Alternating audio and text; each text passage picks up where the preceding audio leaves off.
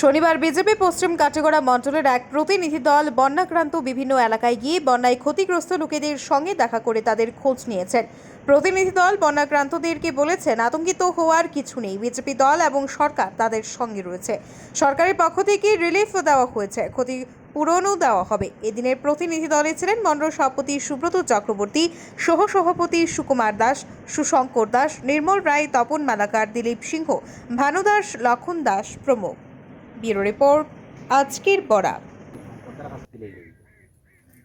শঙ্করদার তো আপনি পাইবা, আমি তো ভাই সবসময় শঙ্করদার পাই কেন? শঙ্করদার কাছে আপনার শুধুমাত্র যদি জমা দিলেইছ তাইলে আর লাগতো না, আর যদি জমা দিছই না তাহলে আপনি খালি আধার কার্ডটা জেরক্স আর আপনার ব্যাংকের বইয়ের প্রথম পাতাটা জেরক্স শঙ্করদার কাছে কালকে জমা দিবেন। কালকে দিন আর গড় আপনি পাইবা 2-3 মাস হইতে না হইলে আমার দাদা খালি ফোন করে দিলে আমি গড় পাইবা, গড় আপনার পাইবা। আচ্ছা শুনো, রিলিফ পাইছো তো একবার, কাগজ জমা হয়েছে তো?